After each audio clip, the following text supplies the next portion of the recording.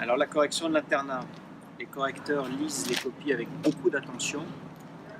Dans les copies, ils vont rechercher les mots-clés et leur cohérence afin d'établir une note qui soit la plus représentative de la qualité de la copie, conformément aux critères de sélection de l'internat.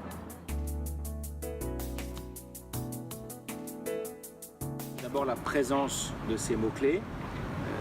La différence, elle se fait sur la mise en cohérence et en bonne situation de ces mots-clés dans la réponse. La différence aussi, elle se fait sur la qualité de l'introduction, de l'ouverture que va faire l'étudiant dans l'introduction à sa question. Cette qualité de l'ouverture va donner une approche la plus agréable possible au correcteur et préciser son degré de compréhension de la question.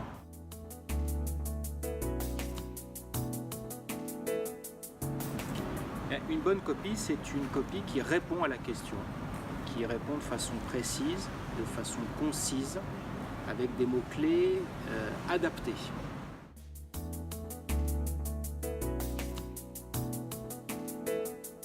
Une mauvaise copie, c'est une copie qui ne répond pas à la question. Qui ne répond pas à la question au travers des mots-clés qui n'apparaissent pas dans la copie, ou bien que les mots-clés sont soit inadaptés, soit que les mots-clés sont incohérents avec la question posée.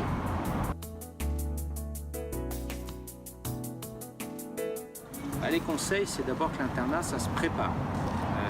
Ça se prépare par une bonne organisation, par une bonne planification. Ça se prépare aussi par le fait que l'internat, c'est une répétition au travers des questions que vous allez préparer. L'internat, c'est un travail en profondeur sur les questions. L'internat, ça s'organise bien dans sa préparation. Comme disent tous vos camarades, c'est l'intérêt de travailler en groupe, de faire des sous-cols. C'est l'intérêt de travailler ces notions. C'est de travailler dans les conditions de passer l'internat, donc dans les conditions de passage. Et puis c'est surtout qu'il ne faut rien lâcher dans l'organisation et pas d'impasse.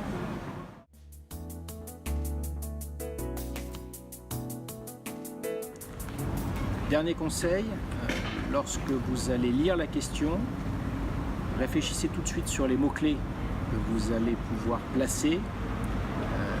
Réfléchissez à la qualité de l'introduction qui va permettre de mettre en cohérence et en lumière la façon dont vous allez présenter votre question. Et ensuite, sur la conclusion, soyez concis et vous devez, au travers de la conclusion et de l'introduction, faire apparaître la compréhension que vous avez de la question.